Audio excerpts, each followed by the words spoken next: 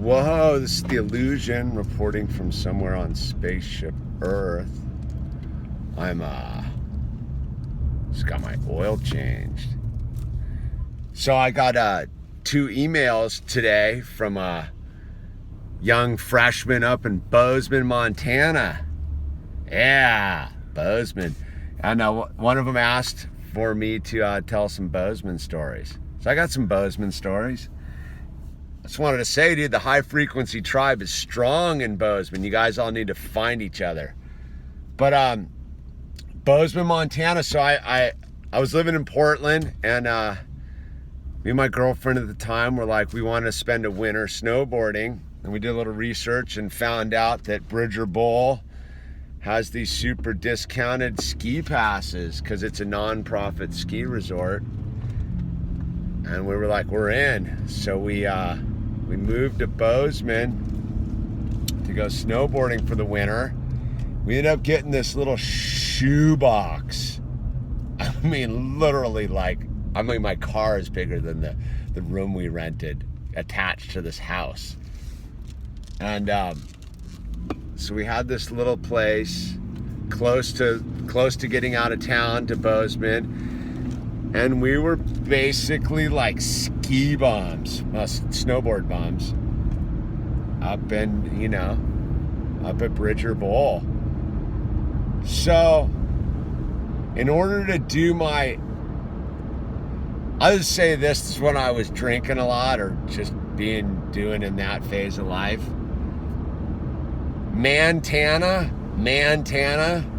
dude, the pickle recipe there is ridiculous. Like, for $5, I mean, let's see, this was in, I want to say 99, 98. For $5, you could get hammered in Bozeman any night of the week. They had this ugly, I remember some bar had this ugly mug night where you brought your own mug and it was $5 for all you could drink. It was just ridiculous. So it was just this like stumbling around Bozeman vibe. But while I was there, I worked a couple odd jobs, because I didn't want to get a full job because I didn't want anything to interfere with my snowboarding time. So I worked at a temp service place for a little while. I had some crazy jobs. I remember one of my jobs was like ripping down concrete forms over in Big Lie, and it was a gnarly job, dude. I think I remember the day I did it was Halloween because we had a big giant party at my buddy's house. I had a couple friends who lived out there, and I had this buddy Jeff who was like between places, and he would sleep in his storage locker, like standing up, leaning against his mattress, dude. Jeff was next level, dude. And so anyway, we're there doing the thing. I'm doing temp labors, and I got this one job, and I was working out at, I forget, some sort of fabrication plant outside of Bozeman, and I forget the town. I think there's I want to say a Moscow, but I think that's in Idaho. Anyway, it's just west of Bozeman. There's a town out there. And I remember going to Potosi Hot Springs and having a good old time at Potosi Hot Springs. Anyway, so I got this temp labor job, and I'm out working in this factory, and I'm a full show up and go kind of guy. So I already, I was already in, and they called me in to have an interview. I guess they wanted to keep me around or something, or train me how to be more rad. So, I got called in on this interview, and I just told them what I was up to and the whole thing, and so, all right, I did the thing, and then so I worked there for a week, and all of a sudden they're like, no, you don't work there anymore. And I was like, I wonder why, dude. So I went to my temp service guy, And I was like, hey man, like what happened out there at the factory? Was I doing something wrong? Like, why don't I get to keep working there? And they're like, well, when you went in the interview, you said that you were a snowboarder here, and they don't hire anybody who skis or snowboards. And I was like, what? I go, to me that sounds like segregation. I'm being discriminated against because, like, seriously, I've been denied work because I ride a snowboard. And I remember getting crazy, dude, in this meeting with this guy. And he's like, dude, and I go, no, man, no way, dude, is this going down. Nah, you set me up. This is a botch. I'm not playing this game, man. You can't tell me I can't work because of what I do in my free time. Like, what? But I was a temp labor guy, so what are you gonna do? But I remember getting into it with this dude who was running the thing, and all I remember was this dude had like Disneyland stuff all over his office, like little trinkets, and like it's like a shrine to Disneyland, his office. And I just remember looking at this guy and being like, he's not of this world, man. He's a Disneyland person. I've always been anti-Disney. Satan, by the way, satanic organization. So whatever, I stormed out of there. I remember getting paid, the whole thing, and whatever. So then I was like, I was in the hot seat because I was going to take this job during the day and everything, because I was like, all right, man, I'm going to dial myself in. I liked Montana, the whole thing. And so I was there, and then I stormed out and I quit. Maybe I didn't quit. I think I flipped out because I think I got another job from him later. But I got this job at the milk factory. There's like a milk factory in Bozeman. And I got this job at the milk factory, dude. And my job, I guess it was another temp labor guy. I guess this guy hooked me up with another job because he felt bad. Because I made a big stink. I was like, I'm going to go to the labor board or whoever you go to.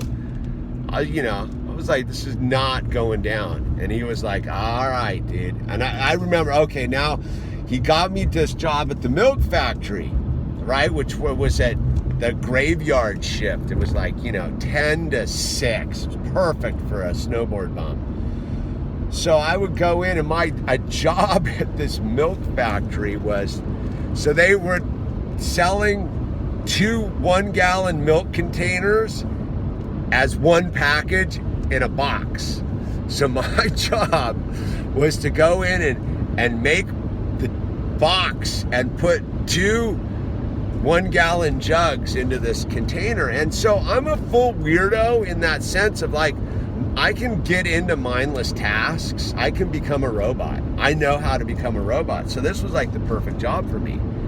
I was like, all right, I'll come in here, I'll be a robot, dude.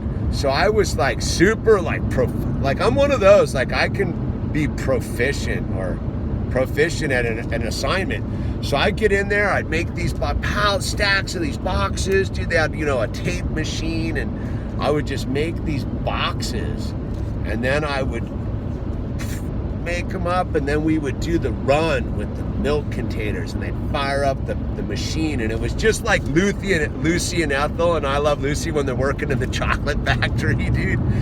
But I would shred, dude. I could shred, and they'd always bring in like a second guy, and he would always be a fart bag and never could pull it off, dude. And I was in at this milk factory, and these guys loved me, man. I was fully like down because I'm a curious guy. So I got to not only do the boxing of the 1-gallon milk containers into a 2-gallon box. So crazy, dude, even to tell this, like that's what I was doing. So they started having me cruise around in the milk factory. And I'll tell you this, dude, I don't drink milk because milk's disgusting and it's really not good for you. But I was shocked at how sterile and clean the milk factory was. I will say this about the milk factory. They would, every shift, they would sterilize the room. They would do a run of milk or cottage cheese or yogurt or whatever the heck they were making, sour cream. And they would come in and they would hose it down like with hot scalding water pressure washes and bleach it out and just sterilize all the machines, everything, like 3 times a day, dude. And I was impressed. I remember being like, whoa, dude, like, wow, this is really like clean and safe. Like, it made me feel good about like their product, because I was like, they're doing a bang up job of keeping this place spotless. Everybody, we all had to wear like white, you know, jumpsuits and the whole thing, dude. You couldn't, I think you had to sterilize your shoes going there, like all, no, you had to wear boots and the whole thing. So I was fully into it working at this milk factory. I got along with all the guys there, and I would work at the milk factory. And I remember they had this Jersey barrier, and I would skate it, like, because it was all dry in the back, and I would skate down the streets in the middle when it wasn't snowing. I would just skate there because it was that close to where I was living. And I just remember tripping out in the milk factory with all these lifers. They were all lifers, man. They were working at the milk factory, like paying for their houses and their kids and the whole thing. Like, I was just some snowboard bum, dude. And they were just tripping, because I'm one of those, man. Like, if I'm gonna go work, I'm gonna go work. I'm not there to grab ass, dude. I will put in my 8 hours and get out of there. And the only way I know how to make 8 hours disappear doing something is to get in there and do it, man. Sitting around watching the clock, man, I'd talk about making 8 hours turn into 16 real quick. So I was a super gung-ho milk employee guy, and so there's my Bozeman story, and that's pretty much what I did in Bozeman. I snowboarded every day. I drank my face off, or I went to the milk factory and worked. Oh, I got another story, dude, but this is 12 minutes deep. I'm going to do a Bozeman part 2 here, dude. I forgot about donation dogs. All right, and Coiled Magazine, because we started a magazine, and we had this fundraiser, dude. It was the coldest day of the winter, dude. Anyway, this is The Illusion. That's the teaser for Bozeman part 2. It's The Illusion, signing off.